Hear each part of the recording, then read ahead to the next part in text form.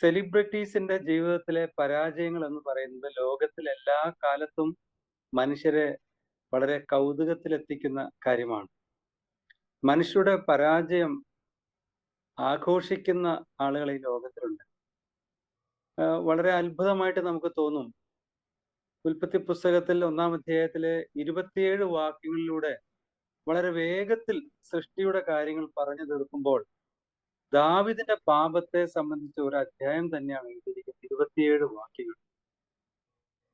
ആളുകൾ പലപ്പോഴും ബൈബിൾ വിമർശകരായിട്ടുള്ള ആളുകൾ പറയാറുണ്ട്, എന്താണിത്? ബൈബിളിലെ നിങ്ങൾ ഏറ്റവും ശ്രേഷ്ഠരായിട്ട് കാണുന്ന അത് ദാവീദാവട്ടെ, അബ്രഹാം ആവട്ടെ, ലോത്ത്, അങ്ങനെ എത്രയോ ശ്രേഷ്ഠരായിട്ടുള്ള ആളുകളുടെ ജീവിതത്തിലെ എന്തു വലിയ പരാജയങ്ങളാണ് ഇതില് അങ്ങനെ തുറന്ന് കാട്ടിയിരിക്കുന്നത്. ഇതാണോ നിങ്ങളുടെ ആദർശ പുരുഷന്മാര്, ധീരന്മാര്, അല്ലെങ്കിൽ മാതൃകയാക്കേണ്ട റോൾ മോഡൽസ് എന്ന് ആളുകൾ ചോദിക്കാറുണ്ട്.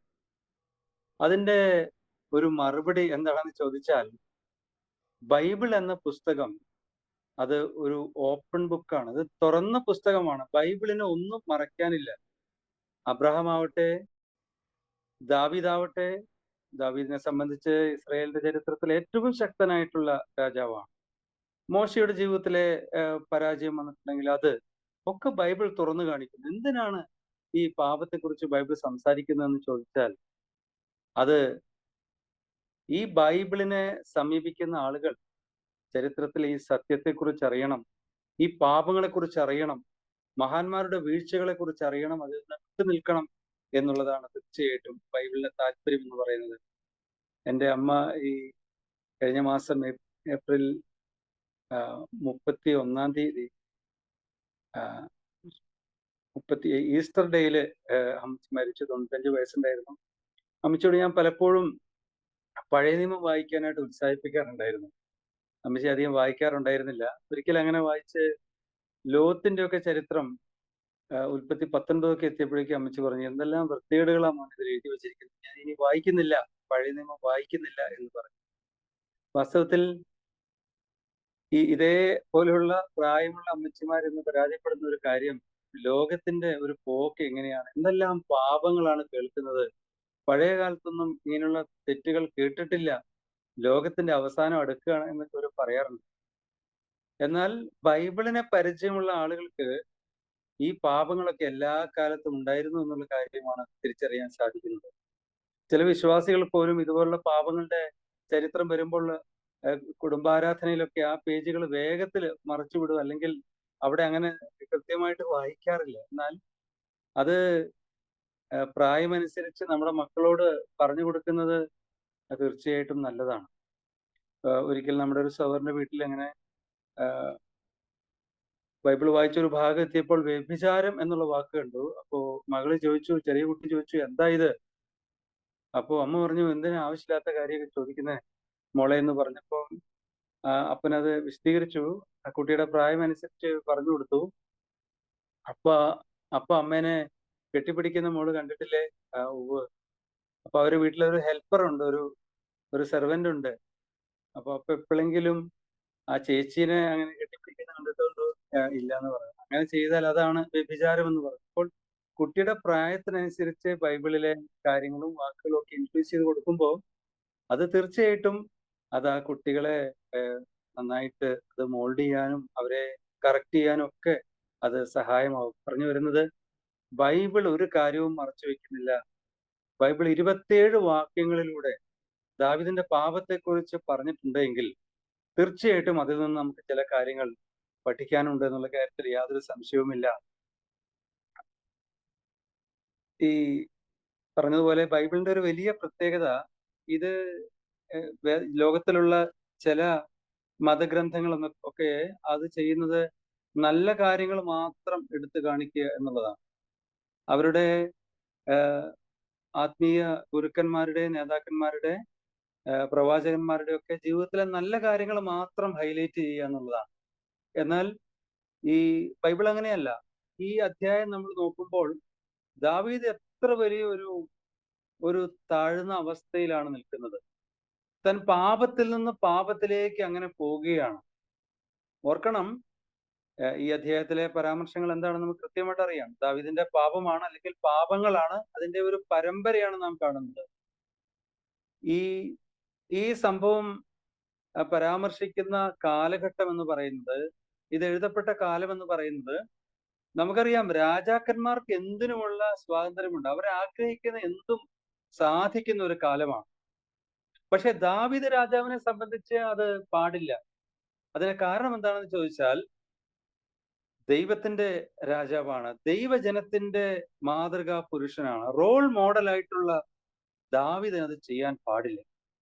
അപ്പോൾ അങ്ങനെയുള്ള ദാവീദ് ഈ പാപത്തിന്റെ പരമ്പര തന്നെ ചെയ്തിട്ടും എങ്ങനെ ദൈവത്തിന്റെ ഹൃദയപ്രകാരമുള്ള മനുഷ്യനായി ദാവീദ് തീർന്നു എന്നുള്ളത് ഒരു അത്ഭുതകരമായ ചരിത്രമാണ് പ്രിയപ്പെട്ടവരെ. ദൈവത്തിന്റെ പാപക്ഷമയെക്കുറിച്ചും എത്ര വലിയ പരാജയത്തിൽ നിൽക്കുന്ന ഒരു പാപിയായ മനുഷ്യന് എത്ര ശക്തമായി മടങ്ങി വരാൻ സാധിക്കുമെന്ന് ബൈബിൾ പഠിപ്പിക്കുന്ന ഒരു കാര്യമാണത്. പലപ്പോഴും വിശ്വാസികളെ സൗരങ്ങളൊക്കെ പറഞ്ഞു കേട്ടിട്ടുണ്ട്, ഈ ദാവീദിന്റെ പാപം പോലെയുള്ള പാപം ചെയ്തിട്ടുള്ള ആളുകൾ നമ്മുടെ സഭകളിൽ എവിടെയും ഇല്ലല്ലോ.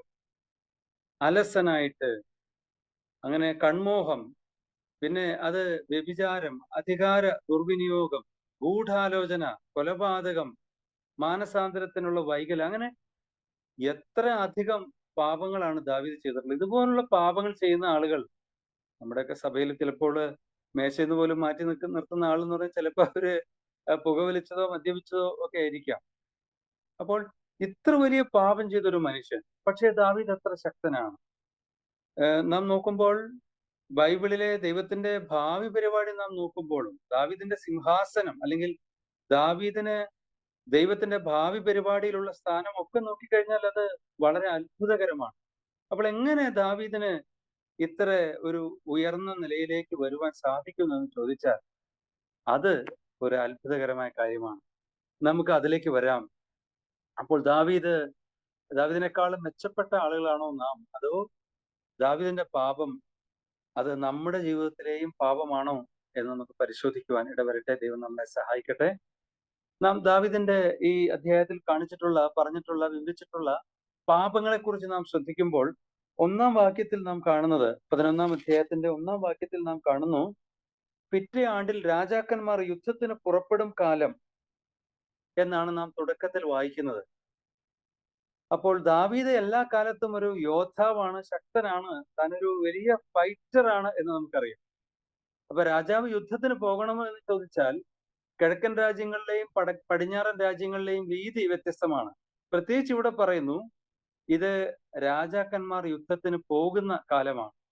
ശത്രു രാജ്യം, ആ ശത്രു രാജ്യത്തിന്റെ തലസ്ഥാനമായിട്ടുള്ള നാം കാണുന്നു രബ്ബ പട്ടണമാണ് നിരോധിച്ചിട്ടുള്ളത്. വളരെ തന്ത്രപ്രധാനമായിട്ടൊരു സ്ഥലത്ത് യുദ്ധം നടക്കുമ്പോൾ തീർച്ചയായിട്ടും യുദ്ധം നയിക്കേണ്ട രാജാവ് അവിടെ ഉണ്ടായിരിക്കേണ്ടതാണ്. അപ്പോൾ ഈ 1-ാം വാക്യത്തിൽ നാം വായിച്ചു തുടങ്ങുമ്പോൾ, രാജാവ് എല്ലാ ഇസ്രയേലിനെയും യുദ്ധഭൂമിയിലേക്ക് അയച്ചു, യോവാബിനെ അയച്ചു.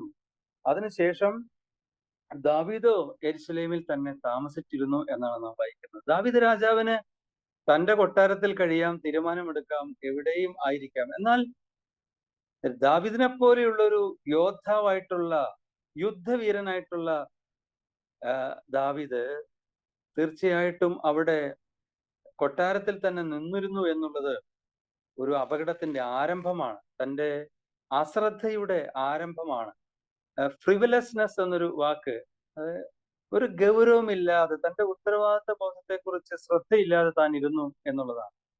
അപ്പോൾ അത് തന്റെ ജീവിതത്തിലെ പിന്നീട് നാം കാണുന്ന ഈ അധ്യായത്തിലെ പല പാപങ്ങളുടെയും പരമ്പരയായിട്ട് താൻ ചെയ്യുന്ന പാപങ്ങളുടെയും ആരംഭമാണ്.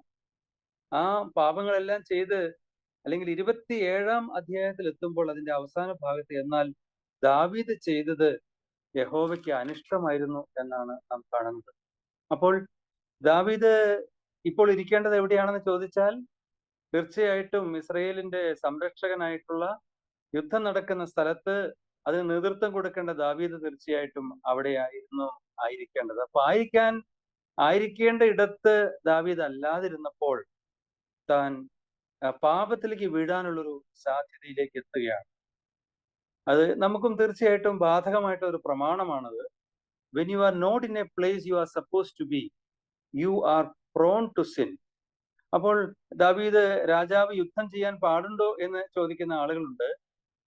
ദാവീദിന് തന്റെ ദേവാലയം പണിയാൻ സാധിക്കാതെ അതിന്റെ ഒരുക്കം മാത്രം ചെയ്തതിന്റെ ഒരു കാരണം എന്താണെന്ന് നമുക്കറിയാം. ബൈബിളിൽ പറയുന്നു, താൻ ഒരുപാട് യുദ്ധം ചെയ്തവനാണ് എന്നുള്ള കാര്യം പറയുന്നുണ്ട്.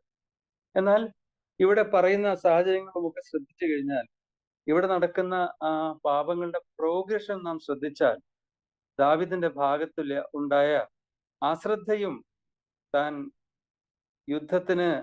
രാജാക്കന്മാർ യുദ്ധത്തിന് പുറപ്പെടേണ്ടും കാലം അവിടെയുള്ള തന്റെ അശ്രദ്ധ തന്നെ പാപത്തിലേക്ക് കൊണ്ടുപോയി നമുക്ക് കാണാൻ സാധിക്കും. തന്റെ പാപങ്ങളിലേക്ക് നാം ശ്രദ്ധിക്കുമ്പോൾ, രണ്ടാം വാക്യത്തിലേക്ക് നാം പോകുമ്പോൾ അവിടെ നാം കാണുന്നത്, അവിടെയും തന്റെ അലസത വളരെ വ്യക്തമാണ്. സന്ധ്യ ആകാറായ സമയത്ത് താൻ മെത്തയിൽ നിന്ന് എഴുന്നേറ്റു എന്നാണ് നാം കാണുന്നത്. നമ്മൾ പറയാറുണ്ട്, അധികാലത്ത് 8 മണിക്ക് 9 മണിക്ക് എന്നൊക്കെ പറയാറുണ്ട്. കൊട്ടാരത്തിൽ വിശ്രമിച്ച രാജാവിന് എന്തുകൊണ്ടാണ് ഇത്രത്തോളം ക്ഷീണം എന്നറിയില്ല. എന്നാൽ ഒരു അലസതയുടെ ഒരു കാര്യം നാം അവിടെ കാണുന്നു. അലസനായിട്ടുള്ള രാജാവ് തന്നെ മാളികമേൽ ഉലാത്തിക്കൊണ്ടിരിക്കുമ്പോൾ ഒരു സ്ത്രീ കുളിക്കുന്നത് കണ്ടു എന്ന് നാം കാണുന്നു. ഈ അന്നത്തെ കെട്ടിടത്തിന്റെ അല്ലെങ്കിൽ കൊട്ടാരത്തിന്റെ എലിവേഷൻ ഒക്കെ വെച്ച് നോക്കിക്കഴിഞ്ഞാൽ അവിടുത്തെ ഏറ്റവും ഉയർന്ന കെട്ടിടമാണ് രാജാവിന്റെ രാജധാനി. അതിന്റെ മട്ടുപ്പാവ് അല്ലെങ്കിൽ മാളി എന്ന് പറയുന്നത് ഏറ്റവും ഉയർന്ന സ്ഥലമാണ്. അങ്ങനെ തന്നെ ആയിരിക്കണം. ഒരുപക്ഷെ ദേവാലയം മാത്രമേ അതിനേക്കാൾ ഉയർന്ന സ്ഥലമായിട്ട് ഉണ്ടാകുകയുള്ളൂ. പക്ഷേ അശ്രദ്ധയോടുകൂടെ 1-ാം വാക്യത്തിൽ ഉത്തരവാദിത്തത്തിൽ നിന്ന് മാറിയ ഈ രാജാവ് താൻ അലസനായി തന്റെ ഉത്തരവാദിത്തങ്ങളിൽ നിന്ന് മാറി വൈകി എഴുന്നേറ്റ് താൻ അങ്ങനെ അലസനായിട്ട് നടന്നപ്പോൾ താൻ കണ്ട ഒരു കാഴ്ച, നമ്മുടെ മുൻപിൽ കണ്ട കാഴ്ചയെ നമുക്ക് ആർക്കും നിയന്ത്രിക്കാൻ സാധിക്കില്ല, അല്ലെങ്കിൽ നമുക്ക് കണ്ണടച്ച് നടക്കാൻ സാധിക്കില്ല. എന്നാൽ നമ്മൾ പല സ്ഥലത്തും ശ്രദ്ധിക്കുമ്പോൾ, മലയാളത്തിൽ നാം അത് കണ്ടു, സ്ത്രീ അതിസുന്ദരിയാണെന്ന് ശ്രദ്ധിച്ചു എന്നാണ് കാണുന്നത്. എന്നാൽ ഇംഗ്ലീഷിലെ ചില വേർഷനിലാണെങ്കിൽ നാം അത് സോ എന്നും കാണുന്നു, ബിഹോൾഡ് എന്നും കാണുന്നു, ഗ്ലാൻസ് എന്ന് കാണുന്നു, ഗെയ്സ് എന്നും കാണുന്നു. അപ്പോൾ അവിടെയുള്ള ആ ഒരു നോട്ടത്തിന് അവിടെ തന്നെ പാപം വന്നു എന്ന് നമുക്ക് കാണാൻ സാധിക്കുന്നതാണ്. നാം പുതിയ നിയമത്തിൽ ഉള്ള അത്രയും ശ്രദ്ധയോടുകൂടെ കൺമോഹത്തെക്കുറിച്ച് പഴയ നിയമത്തിൽ പറഞ്ഞിട്ടില്ല എങ്കിൽ പോലും 10 കൽപ്പനകളിൽ തന്നെ നമുക്കറിയാം മോഹത്തെക്കുറിച്ച് കൃത്യമായിട്ട് പറയുന്നുണ്ട്.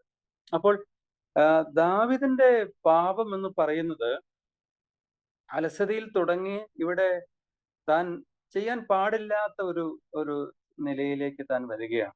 അവിടെ ദാവീദിന്റെ പാപത്തെ, അല്ലെങ്കിൽ ദാവീദിന്റെ ഒരു മുറുകെ പറ്റുന്ന പാപത്തെയാണ് നാം കാണുന്നത്.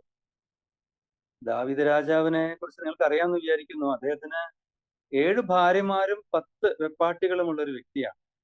രാജാവായതുകൊണ്ട് അത് ആവാം എന്ന് തീർച്ചയായിട്ടുമില്ല. ഒരു പുരുഷന് ഒരു സ്ത്രീ ഒരു ജീവിതകാലം എന്നുള്ളതാണ് എല്ലാ കാലത്തും ദൈവത്തിന്റെ പ്രമാണം. അത് തെറ്റിച്ച പിതാക്കന്മാരുണ്ട്, പാട്രിയാർക്സ് ഉണ്ട്, അല്ലെങ്കിൽ രാജാക്കന്മാരുണ്ട്. ദൈവം അതിനെ അക്കോമഡേറ്റ് ചെയ്തു എന്ന് നമ്മൾ പറയുന്നുണ്ട്.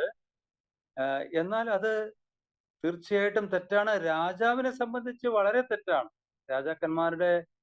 രാജാക്കന്മാർക്ക് അങ്ങനെ ബഹുഭാര്യാത്വം എന്ന് പറയുന്നത് അത് വിലക്കിയിട്ടുള്ള വാക്യങ്ങൾ വ്യക്തമായിട്ട് ബൈബിളിൽ കാണുന്നുണ്ട്. അപ്പോൾ ഈ കൺമോഹം എന്ന് പറയുന്ന ഒരു പ്രശ്നം ദാവീദിന് അങ്ങനെ ഒരു പെട്ടെന്ന് ഓൾ ഓഫ് എ സഡൻ അങ്ങനെ ഒരു വീക്ക് മൊമെന്റിൽ ഉണ്ടായി എന്ന് പറയാൻ സാധിക്കില്ല. മറിച്ച് അങ്ങനെ ഒരു വീക്ക്നെസ്സിനെ താൻ കൾട്ടിവേറ്റ് ചെയ്ത ഒരു ചരിത്രം തന്റെ ജീവിതത്തിൽ ഉണ്ട് എന്നുള്ളതാണ്. അപ്പോൾ ഈ 2-ാം വാക്യത്തിൽ നിന്ന് നമുക്കും പഠിക്കാനുള്ള ഒരു പ്രമാണം എന്താണെന്ന് ചോദിച്ചാൽ, നാം ആയിരിക്കാൻ പാടില്ലാത്ത ഇടത്തായിരിക്കുമ്പോൾ പാപത്തോട് ഒരു പടി കൂടെ നാം അടുക്കുകയാണ് എന്നുള്ളതാണ്. When you are in a place you are not suppose to be, you are much closer to sin.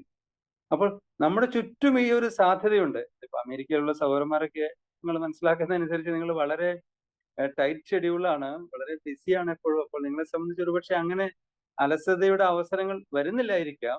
എന്നാൽ നമ്മുടെ നാട്ടിലൊക്കെ അലസരായിട്ടിരിക്കുന്ന ധാരാളം ആളുകളുണ്ട്. വിശ്വാസികൾക്കും അത് സംഭവിക്കാറുണ്ട്. അത് പലപ്പോഴും പാപത്തോട് നമ്മളെ പിന്നെയും അടുപ്പിക്കുന്ന ഒരു കാര്യമായിട്ടാണ് ഇരിക്കുന്നത്. മൂന്നാം വാക്യത്തിലേക്ക് വരുമ്പോൾ അതൊരു ഒരു നമുക്ക് വായിക്കാൻ നാം ഇഷ്ടപ്പെടാത്ത ഒരു വാക്യമാണെന്ന് തോന്നുന്നു.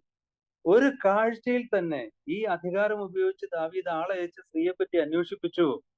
അപ്പോൾ കൃത്യമായിട്ടുള്ള സൂചന കിട്ടി. ഇത് ഏലിയാം എന്ന് പറഞ്ഞൊരു വ്യക്തിയുടെ മകളാണ്. തന്റെ ഉത്തമ ഭൃത്യനായിട്ടുള്ള ഊരിയാവിന്റെ ഭാര്യയാണ്. പേരും കൃത്യമായിട്ട് പറഞ്ഞിരിക്കുന്നു. വളരെ ശക്തമായിട്ടുള്ള ഒരു നോയാണ് അവിടെ ലഭിച്ചത്. ദാവീദിന്റെ വീരപുരുഷന്മാർ എന്ന് പറയുന്ന ആ വളരെ ശ്രേഷ്ഠരായിട്ടുള്ള ആളുകളുടെ കൂട്ടത്തിൽ പെടുന്ന മഹാനായിട്ടുള്ള ഒരു വ്യക്തിയാണ് ഏലിയാം. ആ ഏലിയാമിന്റെ മകളാണ്. തന്റെ ഏറ്റവും ലോയൽ ആയിട്ടുള്ള ഒരു ഭൃത്യന്റെ ഭാര്യയാണ്. ആ ശക്തമായ നോ തനിക്ക് ലഭിച്ചുവെങ്കിലും തനിക്ക് ഈ അതിസുന്ദരിയായിട്ടുള്ള സ്ത്രീയെ അപ്പോൾ തന്നെ ആളയച്ച് വിളിപ്പിച്ചു. തന്റെ അധികാരം താൻ പ്രയോഗിച്ചു എന്നുള്ളതാണ്. താൻ പിന്നീട് നാം വായിക്കുന്നത് അവളോടുകൂടെ ശയിച്ചു, അവൾ മടങ്ങിപ്പോയി. അടുത്ത ആ വാക്യത്തിൽ സ്ത്രീ ഗർഭം ധരിച്ചു എന്ന് നാം വായിക്കുന്നു. പറഞ്ഞാൽ ഒരു ഒരു റോ സെക്സ് ആണ് അവിടെ നടക്കുന്നത്. എത്ര ബലഹീനതയുള്ള വ്യക്തിയായിട്ടാണ് ദാവീദ് ഇവിടെ പെരുമാറുന്നത്. അതാണ് പറഞ്ഞത്, ദാവീദ് കുറെ കാലം കൊണ്ട് കൾട്ടിവേറ്റ് ചെയ്ത ഒരു കാര്യമാണ് ഈ കൺമോഹം അല്ലെങ്കിൽ തന്റെ ഈ ബലഹീനത എന്ന് പറയുന്നത്. അപ്പോൾ ബൈബിളിലെ ഈ രാജാക്കന്മാരെന്നല്ല ഏത് വ്യക്തിക്കും ഒരു പുരുഷൻ ഒരു സ്ത്രീ എന്ന് പറയുമ്പോൾ കൂടുതൽ പരിചയം അല്ലെങ്കിൽ ദാവീദിന്റെ ജീവിതത്തിൽ ഒരു പാറ്റേൺ ആയിപ്പോയി അത്. തനിക്ക് ആ അതിസുന്ദരിയായ സ്ത്രീ മറ്റൊരാളുടെ ഭാര്യയാണെന്ന് മനസ്സിലാക്കിയിട്ടും താൻ തന്റെ അധികാരം ഉപയോഗിച്ച് ആ സ്ത്രീയെ വരുത്തി കൂടെ ശയിച്ചു, താൻ പാപം ചെയ്തു, വ്യഭിചാരം ചെയ്തു എന്നുള്ളതാണ് നാം കാണുന്നത്. താൻ ഒരു പാപത്തിന് ദാവീദ് അടിമപ്പെട്ടപ്പോൾ പിന്നീട് പാപത്തിന്റെ ഒരു മൾട്ടിറ്റ്യൂഡ്, ഒരു ബഹുത്വം, ഒരു പരമ്പര തന്നെ നാം കാണുകയാണ്. നമുക്കറിയാം, യാക്കോബിന്റെ ലേഖനം നാം പരിശോധിക്കുമ്പോൾ അവിടെ രണ്ട് കാര്യങ്ങൾ നാം കാണുന്നുണ്ട്. ഒന്ന് പരീക്ഷകൾ, മറ്റൊന്ന് മലയാളത്തിൽ പരീക്ഷകൾ എന്നാണെങ്കിലും ഇംഗ്ലീഷിൽ അതിനെ ടെംപ്റ്റേഷൻ എന്നാണ്. ട്രയൽസും ടെംപ്റ്റേഷൻസും. ഈ ടെംപ്റ്റേഷൻ എന്ന് പറയുന്നത് നമുക്കറിയാം, അത് നമ്മുടെ ഉള്ളിൽ നിന്ന് തന്നെ വരുന്നതാണ്. ദൈവം അനുവദിക്കുന്ന ട്രയൽസ്, പരീക്ഷ എന്ന് പറയുന്നത് ഭക്തന്റെ ജീവിതത്തിൽ ഉണ്ടാകാം. എന്നാൽ പരീക്ഷകൾ എന്ന് പറയുന്നത് ഉള്ളിലുള്ള മോഹത്തിൽ നിന്ന് അത് ആരംഭിച്ച് അത് ആകർഷണമായി, വശീകരണമായി, അങ്ങനെ മോഹം പാപത്തിലേക്കും അങ്ങനെ മരണത്തിലേക്കും എത്തുന്നു എന്നാണ് നാം കാണുന്നത്. അപ്പോൾ എല്ലാവർക്കും മാതൃകയാകേണ്ട ദാവീദ് എന്താണ് ഇവിടെ ചെയ്യുന്നത്? താൻ പാപം ചെയ്തു, ദൈവത്തെ അറിയുന്ന വ്യക്തിയാണ്. ഇപ്പൊ ഈ കൺമോഹത്തെ സംബന്ധിച്ച് തന്നെ നമുക്കറിയാം, ബൈബിളിൽ എത്ര കൃത്യമായിട്ടാണ് പറഞ്ഞിരിക്കുന്നത്. ദൈവത്തെക്കുറിച്ച് ഒരു അറിവ് മാത്രം ഉണ്ടായിരുന്ന ഇയ്യോബിനെ കുറിച്ച് നാം വായിക്കുന്നത് എന്താണ്? താൻ കണ്ണിനോടൊരു നിയമം ചെയ്തു എന്നുള്ളതാണ്. അപ്പൊ അങ്ങനെയുള്ള ഭക്തന്മാരുണ്ട്. ഈ ബൈബിൾ ഇല്ലാതിരുന്ന കാലത്ത് ഭക്തനായിട്ടുള്ള ഇയ്യോബിന് അങ്ങനെ ഒരു കന്യകയെ തെറ്റായ നിലയിൽ നോക്കില്ല, അല്ലെങ്കിൽ നോക്കുന്നതിനെ സംബന്ധിച്ച് താൻ ഒരു നിയമം വെച്ചു എന്ന് നാം കാണുന്നു. എന്നാൽ സകലർക്കും മാതൃകയായിരിക്കേണ്ട ദാവീദ് എന്താണ് ചെയ്യുന്നത്? തന്റെ ജീവിതത്തിലെ ഈ പാപം മറയ്ക്കുവാനായിട്ട് പിന്നെ താൻ ചെയ്യുന്നത് എന്താണ്? തന്റെ വളരെ ഗൂഢാലോചനയാണ് നാം കാണുന്നത്. ഈ സ്ത്രീയുടെ ഭർത്താവിന്, നമുക്ക് ചരിത്രം നമുക്കറിയാം, സ്ത്രീയുടെ ഭർത്താവിനെ വിളിച്ചു വരുത്തുന്നു. അദ്ദേഹത്തിന് മുകളിൽ ഈ ഈ ഈ അദ്ദേഹം ദാവീദ് ചെയ്ത ഈ തെറ്റിനെ ആരോപിക്കാനായിട്ട് ശ്രമിക്കുന്നു. അതുകൊണ്ടാണ് പറയുന്നത്, നീ വിശ്രമിക്കുക, നിന്റെ ഭാര്യയോടുകൂടെ ശയിക്കുക എന്ന് പറയുന്നത്. മാത്രവുമല്ല, അവിടെ നിന്റെ കാലുകളെ കഴുകുക, നീ ഭാര്യയോടൊപ്പം വിശ്രമിക്കുക എന്ന് പറഞ്ഞാൽ എബ്രായ ഭാഷയിൽ അതിനുള്ള അർത്ഥം വളരെ വ്യക്തമാണ്.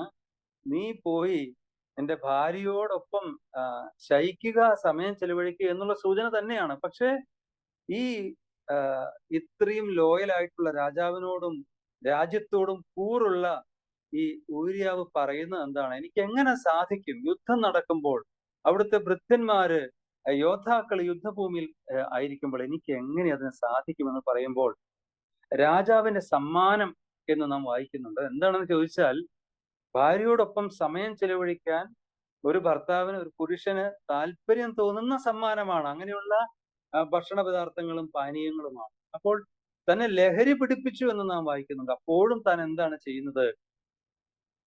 വെളിം പ്രദേശത്ത് ഭൃത്യന്മാർ, യജമാനന്റെ ഭൃത്യന്മാർ പാളയം ഇറങ്ങി കിടക്കുന്നു. അങ്ങനെ ഇരിക്കെ ഭക്ഷിക്കാനും കുടിക്കാനും എന്റെ ഭാര്യയോടൊപ്പം ശയിക്കാനും എനിക്ക് എങ്ങനെ സാധിക്കുമെന്നാണ് ഈ ലോയൽ ആയിട്ടുള്ള ഭൃത്യൻ പറയുന്നത്. ഇവിടെയാണ് നമ്മൾ ഒരുപക്ഷെ ദാവീദും ഊര്യാവിനെയും സംബന്ധിച്ച ഒരു വലിയ ഒരു താരതമ്യം നാം കാണുന്നത്. ഇസ്രയേൽ ജനത്തിന്റെ മാതൃകാ പുരുഷനായി അവരുടെ മുൻപിൽ നിൽക്കേണ്ട ദാവീദ് പാപത്തിന്റെ മുകളിൽ പാപം ചെയ്ത് താൻ മുന്നോട്ട് പോകുമ്പോൾ വാസ്തവത്തിൽ ഒരു ഹിത്യനാണ്. എന്നാൽ അദ്ദേഹത്തിന്റെ മാതാപിതാക്കൾ സത്യദൈവത്തിൽ വിശ്വസിച്ച ആളുകളാണെന്ന് പറയുന്നു. ഊര്യാവെന്നുള്ള വാക്കിന്റെ അർത്ഥം തന്നെ ദൈവം എന്റെ വെളിച്ചമാകുന്നു എന്നാണ്. സത്യദൈവത്തെ സേവിക്കുന്ന ഒരു ക്രിസ്ത്യൻ അവന്റെ ഉള്ളിൽ ഉത്തരവാദിത്വ ബോധത്തോടുകൂടെ അവനെ രാജ്യത്തെ സേവിക്കാൻ അവൻ അത്ര വെമ്പൽ കൊണ്ടിരിക്കുമ്പോൾ ദാവീദിന്റെ സ്ഥിതി അത്ര വ്യത്യസ്തമാണ്. ഇതാണ് മാതൃകാ പുരുഷനായിട്ടുള്ള ദാവീദിന്റെ പരാജയം. അല്ലെങ്കിൽ മുമ്പ് നമ്മൾ പറഞ്ഞു ദാവീദിന്റെ ഒരു ലോ എസ്റ്റീമാണ് നമ്മളിവിടെ കാണുന്നത്. എന്നാൽ വീണ്ടും നമ്മൾ മുന്നോട്ട് പോകുമ്പോൾ ദാവീദ് ഈ വിശ്വസ്തനായിട്ടുള്ള ഭൃത്യനെ ഭാര്യയുടെ അടുത്തേക്ക് അദ്ദേഹത്തിന്റെ ഭാര്യയുടെ അടുത്തേക്ക് ബത്ശേബയുടെ അടുത്തേക്ക് ഊര്യാവിനെ അയക്കാൻ ദാവീദിന് സാധിക്കാതെ വരുമ്പോൾ ഈ പാപത്തിന്റെ ഭാരം താൻ ഇറക്കി വെക്കാനായിട്ട് പിന്നെ വളരെ തന്ത്രപരമായിട്ട് ഈ വിശ്വസ്തനായിട്ടുള്ള ഭൃത്യനെ സ്വന്തം ഡെത്ത് വാറണ്ടും കയ്യിൽ കൊടുത്തുകൊണ്ട് യുദ്ധഭൂമിയിലേക്ക് അയച്ച് താൻ പറയുന്നത് പട കഠിനമായിരിക്കുന്നിടത്ത് നിർത്തണമെന്നാണ്. അങ്ങനെ തന്നെ ചെയ്യുന്നു. നമുക്കറിയാം, ചരിത്രം നമുക്കറിയാം. താൻ അവിടെ മരിക്കുന്നു. മരിച്ച ശേഷം എന്താണ് പ്രതികരണം? യുദ്ധത്തിൽ ഇതൊക്കെ പറഞ്ഞിട്ടുള്ളതല്ലേ, രണ്ട് ഭാഗത്തും അങ്ങനെ സംഭവിക്കുമെന്ന് പറഞ്ഞ് വളരെ പെട്ടെന്ന് താൻ ചെയ്യുന്നത് എന്താണ്? ആ വിലാപകാലം കഴിഞ്ഞ ഉടനെ ബത്ശേബയെ താൻ ഭാര്യയാക്കി തീർക്കുന്നു എന്നുള്ളതാണ് നാം കാണുന്നത്. അപ്പോൾ താൻ പാപത്തെ മറച്ചു എന്ന് മാത്രമല്ല, തനിക്ക് പാപബോധമില്ലാതെ തൻ്റെ റിപ്പൻറ്റൻസ് എന്ന് പറയുന്നതിനെ വളരെ അശ്രദ്ധയോടുകൂടി അതിനെ വൈകിപ്പിക്കുന്നത് നാം കാണുന്നുണ്ട്. 12-ാം അധ്യായം അടുത്ത അധ്യായത്തിൽ വന്ന് നാം 5-ാം വാക്യത്തില് അവിടെ നാഥാൻ പ്രവാചകൻ ഒരു കാര്യം പറയുന്നുണ്ട്. പാവപ്പെട്ട ഒരു അയൽക്കാരൻ, ദരിദ്രനായിട്ടുള്ള ഒരാളുടെ ആടിനെ പിടിച്ച് വഴിപോക്കിന് വേണ്ടി ധാരാളം ആടുകളുള്ള സമ്പന്നനായിട്ടുള്ള വ്യക്തി അതിനെ പാചകം ചെയ്ത് കൊടുത്തു എന്ന് പറയുമ്പോൾ 5-ാം വാക്യത്തിൽ ദാവീദ് പറയുകയാണ്, ഇത് ചെയ്തവൻ മരണയോഗ്യൻ. അപ്പോൾ ദാവീദ് കാണിക്കുന്ന ഈ നീതിബോധം സ്വന്തം കാര്യത്തിൽ തനിക്കില്ല. അപ്പോൾ എന്താണ് ദാവീദിന്റെ പാപം? ഇതിൽ ഏറ്റവും നമ്മളെ അത്ഭുതപ്പെടുത്തുന്ന ഒരു കാര്യമാണത്. നമുക്ക് അതിലേക്ക് വരാം പ്രിയപ്പെട്ടവരെ. എന്താണ് ദാവീദിന്റെ പാപം? ഇവിടെ നമ്മളൊരു വാക്ക് കാണുന്നുണ്ട്, ഷറാഖ് എന്നൊരു വാക്ക്. അല്ലെങ്കിൽ ഈ സന്ദേശത്തിന് ടൈറ്റില് തന്നെ പ്ലേയിങ് ഗോഡ് എന്നുള്ളതാണ്. അതിനെന്ത് നാം മലയാളത്തിൽ പറയുമെന്ന് ചോദിച്ചാൽ ദൈവം കളിക്കുക എന്ന് പറയും. കള്ളനും പോലീസും കളിക്കുക എന്ന് നമ്മൾ പറയും. അതുപോലെ പ്ലേയിങ് ഗോഡ് എന്ന് പറയുന്ന ഒരു കാര്യം എന്താണത് പ്രിയപ്പെട്ടവരെ? 27-ാം വാക്യം നാം വായിക്കുമ്പോൾ അവിടെ ഇത്രയും അധികം പാപങ്ങൾ ചെയ്തു വന്ന പാപങ്ങളുടെ പരമ്പര നാം കാണുന്നു. അതിന്റെ ഒടുവിൽ നാം കാണുന്നു, എന്നാൽ ദാവീദ് ചെയ്തത് യഹോവയ്ക്ക് അനിഷ്ടമായിരുന്നു. The thing that David had done was evil in the sight of God എന്നാണ് പറയുന്നത്. ഏതാണ് the thing that David had done?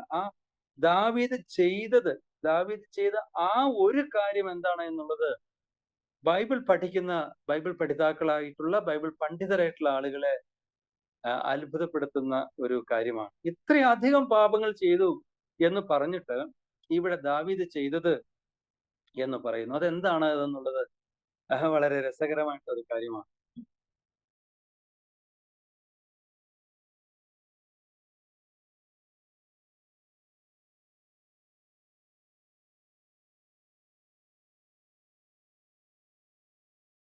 Bible സ്റ്റഡിയുടെ വളരെ പ്രധാനപ്പെട്ട ഒരു ഭാഗമാണത്. നാം വായിക്കുന്ന ടെക്സ്റ്റിലെ വേദഭാഗത്തിലെ ഒരേ വാക്ക് ആവർത്തിച്ചു വരുന്ന വാക്ക് ഇത് വളരെ പ്രധാനപ്പെട്ടതാണ്. സങ്കീർത്തനം മുഴുവൻ നാം നോക്കുമ്പോൾ അവിടെ ഹല്ലേലൂയ അല്ലെങ്കിൽ ആരാധിക്കുക അല്ലെങ്കിൽ സ്തോത്രം ചെയ്യുക, ദൈവത്തിന് മഹത്വം കൊടുക്കുക, സ്തുതിക്കുക എന്നിങ്ങനെയുള്ള ആ ഒരു വർഷിപ്പ് എന്നുള്ളൊരു വാക്കാണ് നാം കാണുന്നത്. അത് തന്നെയാണ് അതിലെ പ്രധാനപ്പെട്ട ആശയം എന്ന് നമുക്കറിയാം. അപ്പോൾ 16 പ്രാവശ്യം ഈ 2 ശമൂവേൽ 11-ാമത്തെ അധ്യായത്തിൽ ഒരേ വാക്ക് ആവർത്തിക്കും. ആ വാക്ക് ഷറാഖ് എന്നുള്ള എബ്രായ വാക്കാണ്. മലയാളത്തിൽ അത് പ്ലേയിങ് ഗോഡ് എന്നുള്ള ആശയത്തിലല്ല കൊടുത്തിരിക്കുന്നത്. എന്താണ് ആ വാക്ക്? ഒരു ക്രിയാപദമാണ്, പ്രവൃത്തിയെ സൂചിപ്പിക്കുന്ന ഒരു വാക്കാണ്. വളരെ ശരിയാണ്. അയച്ചു എന്നുള്ള വാക്കാണ്. സെന്റ് എന്ന് നമ്മൾ ഇംഗ്ലീഷിൽ കാണുന്നു. മലയാളത്തിൽ എണ്ണി നോക്കിക്കഴിഞ്ഞാൽ 16 പ്രാവശ്യം ഒരുപക്ഷെ അയച്ചു എന്നുള്ള വാക്ക് കണ്ടു എന്ന് വരില്ല. പക്ഷെ ആ വാക്ക് മൂലഭാഷയിൽ ഷറാക്ക് എന്നുള്ള വാക്കാണ്. എന്താണ് ആ വാക്കിന്റെ അർത്ഥം എന്ന് ചോദിച്ചാൽ പ്ലേയിങ് ഗോഡ് എന്നുള്ളതാണ്. ദൈവം കളിക്കുക അല്ലെങ്കിൽ ദൈവത്തിന്റെ സ്ഥാനം ഏറ്റെടുക്കുക. രാജാവ് വളരെ ശ്രേഷ്ഠനാണ്, ദൈവം കൊടുത്തിട്ടുള്ള അധികാരമാണ്. തന്റെ അധികാരത്തിൽ തനിക്ക് പല കാര്യങ്ങളും ചെയ്യാം. എന്നാൽ ഏത് ഭക്തൻ, അത് എത്ര വലിയ രാജാവായാലും ദൈവം നിഷേധിച്ചിട്ടുള്ള ഒരു കാര്യമാണ് ഇവിടെ ദാവീദ് ചെയ്തിട്ടുള്ള പല കാര്യങ്ങളും. അത് ഏത് ഭക്തനും ഏത് വിശ്വാസിക്കും ദൈവം അനുവദിക്കാത്ത കാര്യമാണ്. ദാവീദ് തന്റെ അധികാരത്തിൽ തന്റെ ഇഷ്ടത്തിൽ പ്രവർത്തിച്ച കാര്യം, ദൂതനെ അയച്ചത് തന്റെ അധികാരം ഉപയോഗിച്ച് അധികാര ദുർവിനിയോഗം നടത്തി തന്റെ ഇഷ്ടങ്ങളെ സാധിക്കാൻ അതിനെ താലോലിച്ചുകൊണ്ട് താൻ ചെയ്ത കാര്യങ്ങളെല്ലാം ഇതിന്റെ പരിധിയിൽ വരുന്നതാണ്. പ്ലേയിങ് ഗോഡ് എന്നുള്ള കാര്യമാണ്. അപ്പോൾ ആ അർത്ഥത്തിൽ നാം ചിന്തിക്കുമ്പോൾ ദൈവത്തിന്റെ സ്ഥാനം ഏറ്റെടുത്ത് കളിക്കുക എന്ന് പറയുന്നത് അത് എല്ലാ കാലത്തും എല്ലാ വിശ്വാസികൾക്കുള്ള പാപമാണ്. അതുകൊണ്ടാണ് 27-ാം വാക്യത്തിൽ ഈ പറഞ്ഞ കാര്യങ്ങളെ ഒരു കാര്യത്തിലേക്ക് ചുരുക്കുകയാണ്. ഇപ്പൊ പണ്ഡിതന്മാരുടെ വ്യാഖ്യാനത്തിൽ അവർ പറയുന്നത് ഇതാണ് പ്രശ്നം. എന്താണ് ഹവ്വയുടെ പ്രശ്നം? ദൈവം ഒരു കാര്യം ചെയ്യരുത് എന്ന് പറഞ്ഞു, പക്ഷെ അത് കാണാൻ ഭംഗിയുണ്ട്, തിന്മാൻ അത് നല്ലതാണ് എന്ന് തോന്നിയപ്പോൾ ആ നോ പറഞ്ഞതിനെ എടുക്കുകയാണ്. ദാവീദിന്റെ കാര്യങ്ങൾ നാം ശ്രദ്ധിച്ചാൽ ദൈവം അനുവദിക്കാത്തതാണ്, ദൈവം പാടില്ല എന്ന് പറഞ്ഞിട്ടുള്ളതാണെന്ന് ദാവീദിന് കൃത്യമായി മനസ്സിലായി. എങ്കിലും തന്റെ ഇഷ്ടം, തന്റെ താല്പര്യം, തന്റെ സുഖം, അതിന് തന്റെ അധികാരം, തന്റെ സാഹചര്യങ്ങൾ ഉപയോഗിക്കുകയാണ്. വിശ്വാസികളെ നമ്മൾ ശ്രദ്ധിച്ചാൽ ഒരു നിമിഷത്തിൽ അറിയാതെ ചെയ്തു പോയി എന്ന് നമ്മൾ പറയുമ്പോൾ പലപ്പോഴും നാം ചെയ്യുന്ന പാപങ്ങൾ അറിഞ്ഞുകൊണ്ട് തന്നെയാണ്. നമുക്ക് കൃത്യമായിട്ട് അറിയാം. അറിയാതെ ചെയ്തു പോയ പാപം എന്ന് നമുക്ക് ഏതെല്ലാം പാപങ്ങളെ കുറിച്ച് പറയാൻ സാധിക്കും. എന്നാൽ ദാവീദിന് ഒരു പക്ഷേ പറ്റിയ ആ അപകടം, അത് തുടക്കത്തിൽ അത് ശ്രദ്ധിച്ച് അതിനെ കൈകാര്യം ചെയ്യാനായിട്ട് ദാവീദിന് സാധിച്ചില്ല. നമുക്കും പലപ്പോഴും ആ ഒരു ശ്രദ്ധയും ആ ഒരു ആ ഒരു ഒരു ഒരു തിടുക്കവും അർജൻസിയും നമുക്ക് പാപത്തെ സംബന്ധിച്ച് ഉണ്ടാകുന്നില്ല. പറയാറുണ്ട്, ചെറിയ കുട്ടികൾക്ക്, ഇൻഫാൻസിനെ ശ്രദ്ധിക്കുക, ശിശുക്കളെ ശ്രദ്ധിക്കുക. അവരെപ്പോഴാണ് കരയുന്നത്? അവരുടെ അവര് മൂത്രം ഒഴിച്ച് കിടക്കുന്നു, നനഞ്ഞിരിക്കുന്നു, ആ ഡ്രസ്സ് മാറ്റണം, അസ്വസ്ഥതയാണ്, വിശക്കുന്നു, അല്ലെങ്കിൽ വയറുവേദനയാണ്, അല്ലെങ്കിൽ എന്തെങ്കിലും ഒരു സുഖക്കുറവ് ഉള്ളപ്പോഴാണ് കുട്ടികൾ ശബ്ദം ഉണ്ടാക്കുന്നത് അല്ലെങ്കിൽ കരയുന്നത്. നമ്മളും അങ്ങനെയാണ്. നമുക്ക് എല്ലാവർക്കും സുഖം, സൗകര്യം, സന്തോഷം, നമ്മുടെ സുഖം, നമ്മുടെ സന്തോഷം എന്ന് പറയുന്നത് നമുക്ക് വളരെ പ്രധാനപ്പെട്ടതാണ്. ദാവീദും അതാണ് ചെയ്തത്. തനിക്ക് ഇഷ്ടപ്പെട്ടതിനെ താൻ ആഗ്രഹിച്ചു, അതിനെ പിടിച്ചെടുത്തു. ആ മറ്റൊരാളുടെ ഭാര്യയുടെ സൗന്ദര്യത്തെ അങ്ങനെ താൻ അത് താൻ കണ്ട് ആസ്വദിച്ചു എന്ന് പറയുമ്പോൾ തന്നെ അവിടെ ഒരു മോഷണമാണ് താൻ നടത്തിയത്. അത്രയും കാണേണ്ട ആവശ്യമില്ല. ഒരു സെക്കൻഡ് ലുക്കിലേക്ക് പോകണ്ട. കാണേണ്ടതായിട്ട് വരും. ഒരിക്കൽ നമ്മുടെ ഒരു യൂത്ത് മീറ്റിംഗിൽ ഇതിനെക്കുറിച്ച് പറഞ്ഞപ്പോ തമാശയായിട്ടായിരിക്കും, എങ്കിലും ഒരു യുവാവ് പറഞ്ഞു, don't go for A second look. നമുക്ക് കണ്ണടച്ച് നടക്കാൻ പറ്റില്ല. അപ്പൊ സുന്ദരിയായിട്ടുള്ള പെൺകുട്ടിയെ കണ്ട സ്തോത്രം ചെയ്തോളാൻ പറഞ്ഞു. അപ്പോ ആ പയ്യൻ ചോദിച്ചത് തമാശയായിട്ടായിരിക്കാം പറഞ്ഞത്, അപ്പൊ ആദ്യം നോക്കുന്നത് എത്ര സമയം നോക്കാം, എത്ര സമയം നോക്കിക്കൊണ്ടിരിക്കാമെന്ന് അവൻ ചോദിച്ചു. അപ്പോൾ ഇതൊക്കെ നമുക്ക് അറിയില്ലാഞ്ഞിട്ടല്ല, ഇതൊക്കെ ഒരു ഷറാക്കിന്റെ സ്വഭാവമാണ്. നമുക്ക് ദൈവം നോ എന്ന് പറഞ്ഞിട്ടുള്ളത് നാം ചെയ്യുകയാണ്. നാം നോക്കിക്കഴിഞ്ഞാൽ പാപത്തിന്റെ എന്തെല്ലാം പ്രത്യാഘാതങ്ങളാണ് നാം കാണുന്നത്. അയച്ചു എന്നുള്ള വാക്കാണ് ഇതിലെ പ്രധാനപ്പെട്ട, റിപ്പീറ്റ് ചെയ്യുന്ന വാക്ക് നാം കണ്ടു. 12-ാമത്തെ അധ്യായത്തിലേക്ക് നാം വരുമ്പോൾ അനന്തരം യഹോവ നാഥാനെ ദാവീദിന്റെ അടുക്കൽ അയച്ചു. ഇവിടെയാണ് ദൈവം പ്രവർത്തിക്കുന്നത്. ദൈവം ഷറാക്ക് അല്ലെങ്കിൽ ദൈവത്തിന്റെ നടപടി ദൈവം ചെയ്യുകയാണ്. ദാവീദ് വലിയ രാജാവായിരിക്കാം, പക്ഷേ ദാവീദ് അതിൽ നിന്ന് ഒഴിവില്ല. നമ്മൾ ഈ ദാവീദിനെ കുറിച്ച് പറയുമ്പോൾ നമ്മൾ ഓർക്കണം കേട്ടോ. ഇന്നിപ്പോ ആള് പറയും, രാഷ്ട്രീയക്കാരെ കുറിച്ച് കുറ്റം പറയും, അവര് അധികാരം ദുർവിനിയോഗം ചെയ്യുന്നു, അല്ലെങ്കിൽ സാമ്പത്തിക തിരിമറി നടത്തുന്നു, അല്ലെങ്കിൽ നമ്മൾ സിനിമക്കാരെ കുറിച്ച് പറയും, ലൂസ് ലൈഫാണ് മൊറാലിറ്റി.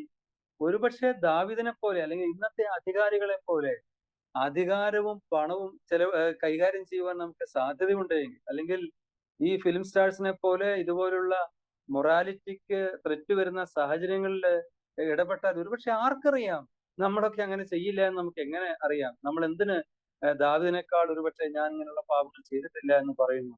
ദൈവം നമ്മളെ സൂക്ഷിക്കുന്നു എന്ന് മാത്രം പറഞ്ഞാൽ മതി. അതുകൊണ്ട് പ്രിയപ്പെട്ടവരെ, ഈ ഒരു പ്രശ്നം നമുക്കുണ്ടോ എന്ന് നമ്മൾ നോക്കണം. നാം വഴുതിപ്പോകുന്ന വീണു പോകുന്ന സാഹചര്യം അത് നമുക്ക് ഒരുപക്ഷെ കൺമോഹമില്ലായിരിക്കാം, ദാവീദിനെ പോലുള്ള പരാജയമില്ലായിരിക്കും. പക്ഷെ എവിടെയാണ് നാം പ്രലോഭിപ്പിക്കപ്പെടുന്നത് എന്നുള്ളത് നാം നോക്കേണ്ട ആവശ്യമുണ്ട്. 12:11 വരുമ്പോൾ നാം കാണുന്നുണ്ട്, നിന്റെ കൂട്ടുകാരനെ, നിന്റെ ഭാര്യമാരെ എടുത്ത് കൂട്ടുകാരനെ കൊടുക്കും, അവൻ സൂര്യന്റെ വെട്ടത്ത് നിന്റെ ഭാര്യമാരോട് കൂടെ ശയിക്കും. വാസ്തവത്തിൽ നാം 16-ാം അധ്യായത്തിലേക്ക് വരുമ്പോൾ ഇതേ മട്ടുപ്പാവിൽ അത് നടക്കുന്നത് നാം കാണുന്നുണ്ട്. അബ്ശാലോം തന്റെ അപ്പന്റെ വെപ്പാട്ടികളോടുകൂടെ സകല ജനവും കാണുക അവിടെ സമയം ചെലവഴിക്കുന്നത് നാം കാണുന്നുണ്ട്. അതുപോലെ 12-ന്റെ 14-ാമത്തെ വാക്യത്തിൽ വരുമ്പോൾ തന്റെ കുഞ്ഞ് മരിച്ചു പോകുന്നത് നാം കാണുന്നുണ്ട്. അപ്പോൾ പ്രത്യാഘാതങ്ങളുണ്ട്. എന്നാൽ പ്രത്യാഘാതങ്ങളുണ്ട് എന്ന് നമ്മൾ ചിന്തിക്കുമ്പോൾ തന്നെ ദാവീദിന് എങ്ങനെയാണ് ഇത്ര ശക്തമായ മടങ്ങിവരവ് സാധ്യമാകുന്നത്? അവിടെയാണ് ദാവീദിന്റെ മാനസാന്തരത്തിന്റെ ശ്രേഷ്ഠത എന്ന് പറയുന്നത്. ദാവീദിന്റെ മാനസാന്തരം എന്ന് പറയുന്നത് അത് വളരെ ജെന്യുവിൻ ആയിരുന്നു എന്നുള്ളതാണ്. തന്നെ ആളുകൾ പിടിക്കപ്പെടുമോ അല്ലെങ്കിൽ ആളുകൾ അറിയുമോ എന്നുള്ളത് ഭയപ്പെട്ടിട്ടല്ല, മറിച്ച് താൻ ദൈവത്തോട് പാപം ചെയ്തു എന്നുള്ള ആ കാര്യം തന്റെ ഹൃദയത്തിൽ വലിയ വേദനയായിട്ട് അത് ദൈവത്തോടുള്ള സ്നേഹത്തെ പ്രതി തന്റെ ശക്തമായിട്ടുള്ള ഒരു തിരിച്ചുവരവാണ്. ആ തിരിച്ചുവരവ് എന്ന് പറയുന്നത് വളരെ സ്ട്രോങ് ആയിട്ടുള്ള ഒരു ഡിസിഷൻ മേക്കിംഗ് ആണ് അവിടെ. അപ്പോൾ റിപ്പന്റൻസ് എന്ന് പറയുന്നത് പെട്ടെന്നൊരു വിഷമം തോന്നി. നമ്മൾ ആലോചിച്ച് കഴിഞ്ഞാൽ നമ്മുടെ ജീവിതത്തിലൊക്കെ ആവർത്തിക്കപ്പെടുന്ന എത്ര പാപങ്ങളാണ് ഉള്ളത്. ദാവീദിനെ സംബന്ധിച്ച് ഒരിക്കലും തനിക്ക് ഒരു ഹിപ്പോക്രസി ഈ വിഷയത്തിൽ ഇല്ല എന്നുള്ളതാണ്. ദാവീദ് തന്നെ തന്റെ പാപത്തെക്കുറിച്ച് പറഞ്ഞു എഴുതി. ലോകത്തിന്റെ ചരിത്രത്തിൽ എന്നും നമ്മൾ കാണുന്നു. സങ്കീർത്തനം 51-ലും 32-ലും ഒക്കെ നാം അത് കാണുന്നുണ്ട്. അപ്പൊ തനിക്ക് അതിനെക്കുറിച്ച് കൺഫസ് ചെയ്യാൻ തനിക്ക് മടിയില്ല. താൻ അതിനെ മറച്ചു വെക്കുന്നില്ല എന്ന് മാത്രമല്ല, നമ്മൾ അത്ഭുതപ്പെട്ടു പോകും. ഞാൻ അങ്ങനെ ഓർക്കുകയായിരുന്നു, ഇപ്പോ കേരളത്തില് സംഭവിക്കുന്ന കാര്യം, ഇപ്പൊ ഭരണാധികാരികൾ അവർക്ക് അനുകൂലമായിട്ട് നിലയിലാണ് കാര്യങ്ങളെ കൊണ്ടുവരുന്നത്. ഇവിടെ അനീതിയും അല്ലെങ്കിൽ തെറ്റായ കാര്യങ്ങൾ ചെയ്യുന്നതിനെ മറയ്ക്കാനായിട്ട് ചിലപ്പോൾ ചില ഫയലുകൾ മിസ്സിംഗ് ആണ്. CCTV വർക്ക് ചെയ്യുന്നില്ല, മെമ്മറി കാർഡ് കാണാനില്ല. പക്ഷെ ദാവീദ് നോക്കൂ, ഈ പുസ്തകം എഴുതിക്കുമ്പോൾ ഒരു പക്ഷേ 2 ശമൂവേലില് ഈ ഒരു ഭാഗം ഉൾപ്പെടുത്താതിരിക്കാമായിരുന്നു. അല്ലെങ്കിൽ ദിനവൃത്താന്ത പുസ്തകത്തിൽ താൻ ചെയ്ത പാപങ്ങളുണ്ട്, താൻ എണ്ണിയത് ദൈവത്തിന് അനിഷ്ടമായിരുന്നു, അത് എനിക്ക് എഴുതിക്കില്ല, അത് താൻ ചെയ്തില്ല. ഇതാണ് ദാവീദിന്റെ ആ കാപഠ്യമില്ലാത്ത തന്റെ ശക്തമായ മാനസാന്തരം. അതെത്ര ശ്രേഷ്ഠമാണ് എന്നുള്ളത് കാണുന്നത്. പ്രിയപ്പെട്ടവരെ, നമുക്കതിന് സാധിക്കുന്നുണ്ടോ? ദാവീദ് ആ നിലയിൽ നാം ചിന്തിക്കുമ്പോൾ എത്ര ശ്രേഷ്ഠനായിട്ടുള്ള ഒരു വ്യക്തിയാണ്. ശരിയാണ്, താൻ വൈകിപ്പോയി എന്നുള്ളത് ശരിയാണ്, മാനസാന്തരപ്പെടാൻ വൈകി എന്നുള്ളത് ശരിയാണ്. പക്ഷെ താൻ മാനസാന്തരപ്പെട്ടപ്പോൾ അത് വളരെ ശക്തമായ ഒരു മാനസാന്തരമാണ്. 12:13 ദാവീദ് നാഥാനോട്, ഞാൻ യഹോവയോട് പാപം ചെയ്തിരിക്കുന്നു എന്ന് പറഞ്ഞു. യഹോവയോട് പാപം ചെയ്തിരിക്കുന്നു. പിന്നീട് താൻ അവിടെ ന്യായവാദങ്ങൾ ഒന്നും പറയുന്നില്ല. അല്ലെങ്കിൽ ഞാൻ എന്ത് ചെയ്യാനാ, ആ സ്ത്രീ അത്രയ്ക്ക് മേൽ സുന്ദരിയായിരുന്നു, അല്ലെങ്കിൽ ഞാൻ എന്ത് ചെയ്യാനാ, ഞാൻ രാജാവായി പോയില്ലേ, എനിക്ക് അവിടെ നിന്ന് കഴിഞ്ഞാൽ അവിടെ അങ്ങനെ ഒരു കാഴ്ച കിട്ടുന്ന ഒരു നിലയിലുള്ള എലിവേഷൻ ആയി പോയില്ലേ, അല്ലെങ്കിൽ ആ സ്ത്രീ എന്തുകൊണ്ട് അവിടെ വന്ന് കുളിച്ചു, അവർക്ക് അല്ലെങ്കിൽ മറക്കാമായിരുന്നു, ഇതൊന്നും താൻ പറയുന്നില്ല. തന്റെ പാപത്തെ കുറിച്ച് താൻ എത്ര ശക്തമായിട്ടാണ് ലഭിക്കുന്നത്. നമ്മുടെ സഭകളിൽ ചിലപ്പം പാപബോധം അല്ലെങ്കിൽ തെറ്റിനെ കുറിച്ച് സഹോദരനോട് കാണിച്ചു കൊടുത്തു കഴിഞ്ഞാൽ ചിലപ്പോൾ എന്താ പറയുന്നത്, അത് ആ സാഹചര്യത്തിൽ ആരായാലും ചെയ്തു പോകും. അല്ലെങ്കിൽ ഒരു ക്ഷമ പറയാൻ പറഞ്ഞാൽ, ഞാൻ മാത്രമല്ല ഇതിൽ കക്ഷിയായിട്ടുള്ള വേറെ ആളും കൂടെ ഉണ്ട്, ആ ബ്രദറും കൂടെ പറഞ്ഞാൽ ഞാൻ പറയാം. ദാവീദ് ഒന്നും പറയുന്നില്ല. അധികാരമുള്ളവനാണ്. അന്നത്തെ കാലത്ത് രാജാക്കന്മാർക്ക് ആഗ്രഹിച്ചത് എന്തും അവർക്ക് ചെയ്യാം, അതിനെക്കുറിച്ച് ചോദ്യമില്ല. ദൂതനെ അയച്ചു, വന്നു. പക്ഷേ ദൈവത്തിന്റെ സന്നിധിയിൽ തന്റെ മാനസാന്തരം ശക്തമായിട്ട് നാം കാണുന്നു. മാത്രമല്ല 12:29 വായിക്കുമ്പോൾ ദാവീദ് ജനത്തെയൊക്കെയും കൂട്ടി രബ്ബയിലേക്ക് പോയി, ദാവീദും പോയി പടവെട്ടി അതിനെ പിടിച്ചു എന്ന് നാം കാണുന്നു. അപ്പോൾ താൻ തന്റെ പിഴവ് എവിടെ ആരംഭിച്ചു അതിലേക്ക് താൻ മടങ്ങി വരികയാണ്. 139-ാം സങ്കീർത്തനം നാം ശ്രദ്ധിക്കുമ്പോൾ എത്ര ശക്തമായിട്ടുള്ള ഒരു മാനസാന്തരമാണ് ദാവീദിന്റെ എന്ന് നാം കാണുന്നു. തന്റെ ജീവിതത്തിൽ പാപം ആവർത്തിച്ചില്ല എന്നുള്ളൊരു കാര്യം നാം കാണുന്നുണ്ട്. 139 സങ്കീർത്തനം നാം ശ്രദ്ധിക്കുമ്പോൾ അതിന്റെ 19 മുതലുള്ള വാക്യങ്ങളിൽ താൻ അതിനു മുൻപ് സർവജ്ഞാനിയായ, സർവ്വസാന്നിധ്യമുള്ള, സർവശക്തനായ ഒരു ദൈവത്തെ മനസ്സിലാക്കിയ ദാവീദ് പറയുകയാണ് സ്വന്തം ജീവിതത്തെ ഈ ദൈവം എത്ര ഉന്നതനെന്ന് മനസ്സിലാക്കിയ ശേഷം സ്വന്തം ജീവിതത്തെ പരിശോധിച്ചു. എന്നിട്ട് പറയുകയാണ്, ഞാൻ ദുഷ്ടന്മാരുടെ വഴികളിൽ നടന്നിട്ടില്ല. ദൈവമില്ലാത്ത ആളുകളോട് ചേർന്ന് ഞാൻ ഒരിക്കലും വിട്ടുവീഴ്ച ചെയ്തിട്ടില്ല. ദോഷമായി ഞാൻ ദൈവത്തെക്കുറിച്ച് ഞാൻ സംസാരിച്ചിട്ടില്ല. സത്യദൈവത്തെ എതിർക്കുന്ന ദുഷ്ടന്മാരെ എതിർത്തിട്ടേ ഉള്ളൂ. അവരോട് ഞാൻ കോംപ്രമൈസ് ചെയ്തിട്ടില്ല. അവിടുത്തെ കൽപ്പനകളെ ഞാൻ വിട്ടുവീഴ്ച ചെയ്തിട്ടില്ല എന്ന് ധൈര്യത്തോടെ ഈ സർവശക്തനും സർവജ്ഞാനിയും സർവ ജ്ഞാനിയുമായ ദൈവത്തിന് മുൻപിൽ ധൈര്യത്തോടുകൂടെ പറയുവാനുള്ള പ്രാഗൽഭ്യം ദാവീദിനുണ്ട്. അങ്ങനെ പറയുമ്പോഴും ദാവീദ് ഒരു പ്രാർത്ഥനയോടുകൂടിയാണ് 23-24 വാക്യങ്ങൾ അവസാനിക്കുന്നത്. താൻ പറയാണ്, എന്നെ പരീക്ഷിക്കണം, എന്റെ ജീവിതത്തെ പരിശോധിക്കണം. താൻ സ്വയം പരിശോധിച്ചിട്ട് കുറവുകൾ കാണുന്നില്ല. എങ്കിലും പറയുകയാണ്, ദൈവമേ അവിടുന്ന് പരീക്ഷിക്കണം, അവിടുന്ന് പരിശോധിക്കണം. ഈ പരിശോധന പരീക്ഷ എന്നൊക്കെ പറയുന്നത് തീയിൽ കൂടെ ലോഹം കടത്തിവിടുന്നു, അല്ലെങ്കിൽ വലിയ ഖനികൾ കുഴിച്ച് വളരെ കട്ടിയുള്ള പ്രതലങ്ങളെ, പാറകളെയൊക്കെ തുളച്ച് അങ്ങനെ ചെല്ലുന്ന ആ പ്രവൃത്തിയെ സൂചിപ്പിക്കുന്ന വാക്കാണ്. അപ്പോൾ താൻ പറയുന്നത് തന്റെ ഉള്ളിന്റെ ഉള്ളിൽ എവിടെയെങ്കിലും വ്യസനത്തിനുള്ള മാർഗം, അതിനെക്കുറിച്ച് 24 വാക്യത്തിൽ നാം കാണുന്ന വ്യസനത്തിനുള്ള മാർഗം എന്നുള്ളതിനെ സംബന്ധിച്ച് പണ്ഡിതന്മാർ പറയുന്നത് തന്റെ ജീവിതത്തിലെ ആ കൺമോഹം, ആ പാപം, ആ പഴയ പാപം, അതിനുള്ള സാധ്യത അത് എവിടെയെങ്കിലും ഉണ്ടെങ്കിൽ ഒന്ന് പരിശോധിച്ച് എന്നെ തിരുത്തണമേ, എന്നെ അതിനുശേഷം അവിടുത്തെ വഴികളിൽ നടത്തണമേ, ശാശ്വത മാർഗത്തിൽ എന്നെ നടത്തണമേ എന്നതാണ് ആ ഭക്തന്റെ പ്രാർത്ഥന. എത്ര ശക്തമായിട്ടുള്ള ഒരു മടങ്ങിവരവാണ്. അവിടെയാണ് നാം ഒരുപക്ഷെ ബൈബിളിന്റെ മഹത്വം, അല്ലെങ്കിൽ നമ്മുടെ ദൈവത്തിന്റെ അശ്രേഷ്ഠത കാണുന്നത്. പാപം ചെയ്ത ആദമിന്റെ അടുത്തേക്ക്, ആദമേ നീ എവിടെയെന്ന് ചോദിച്ച് അങ്ങോട്ട് ചെന്ന ദൈവം മാനസാന്തരപ്പെടുന്ന ആളുകളെ സ്വീകരിക്കുന്നു, ദാവീദിനെ സ്വീകരിക്കുന്നു, ഉയർത്തുന്നു. അതുകൊണ്ട് നമ്മുടെ ജീവിതത്തിലും പരാജയം വരുമ്പോൾ അയ്യോ തകർന്നു, എല്ലാം തീർന്നു എന്നുള്ളതല്ല, നമുക്ക് മടങ്ങി വരാൻ സാധിക്കും എന്ന് കർത്താവായ യേശുക്രിസ്തുവിന്റെ നാമത്തിൽ നമുക്ക് ദൈവത്തിന്റെ സന്നിധിയിലേക്ക് വരാൻ സാധിക്കും. എന്നാൽ നാം ഓർക്കുക, പാപം നമ്മുടെ ജീവിതത്തിൽ ആവർത്തിക്കാതിരിക്കട്ടെ. നാം കാണുന്നുണ്ട് 1 യോഹന്നാൻ 3:9 ദൈവത്തിൽ നിന്ന് ജനിച്ചവൻ പാപം ചെയ്യുന്നില്ല, അല്ലെങ്കിൽ പാപം ചെയ്യുന്ന സ്വഭാവം, അങ്ങനെ ഒരു ശീലം അവന്റെ ഉള്ളിലില്ല. അത് അവന്റെ ഒരു സ്വഭാവമല്ല. അങ്ങനെ ആവർത്തിച്ചു വരുന്ന പാപങ്ങൾ നമ്മുടെ ജീവിതത്തിൽ ഉണ്ടോ എന്ന് നമുക്ക് പരിശോധിക്കാൻ പ്രിയപ്പെട്ടവരെ. യാക്കോബിന്റെ ലേഖനത്തിൽ നാം നേരത്തെ പറഞ്ഞു, പരീക്ഷയെക്കുറിച്ചും പ്രലോഭനത്തെക്കുറിച്ചും പറയുന്നു. എന്താണ് നമ്മുടെ ജീവിതത്തിലെ പ്രലോഭനമെന്ന്, അല്ലെങ്കിൽ നാം പ്രലോഭിപ്പിക്കപ്പെടുന്ന മേഖല ഏതാണെന്ന് കണ്ടെത്താൻ നമുക്ക് സാധിക്കണം പ്രിയപ്പെട്ടവരെ.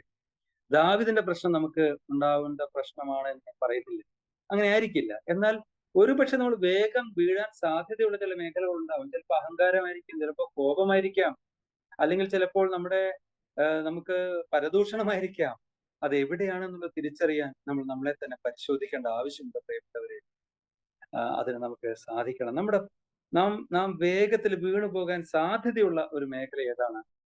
ദാവീദിനെ പോലെ ഒരു പരിശോധന നടത്തി അതിനുശേഷവും പറയാണ്, എന്റെ ജീവിതത്തിലെ ആ വ്യസനത്തിനുള്ള മാർഗം, ആ വലിയ പാപത്തിന്റെ ആ പ്രശ്നം, ആ കൺമോഹം, ആ വീഴ്ച, ആ ഒരു ചായ്വ് ദാവീദിനുണ്ടായിരുന്ന പോലെ എന്റെ ജീവിതത്തിലെ ആ പ്രശ്നം ഏതാണ്, അല്ലെങ്കിൽ ഞാൻ വീണു പോകാൻ സാധ്യതയുള്ള മേഖല ഏതാണെന്ന് കണ്ടുപിടിച്ച് അതിനെ ഓർത്ത് പ്രാർത്ഥിക്കുവാൻ ദൈവം നമ്മളെ സഹായിക്കട്ടെ. ഷറാക്ക് എന്ന് പറയുന്ന വലിയ പാപം നമ്മുടെ ആരുടെയും ജീവിതത്തിൽ ഉണ്ടാകാതിരിക്കട്ടെ. ദൈവം നമ്മളെ എല്ലാവരെയും സഹായിക്കട്ടെ, അനുഗ്രഹിക്കട്ടെ. കർത്താവിന്റെ നാമത്തിന് മഹത്വം. Thank you so much.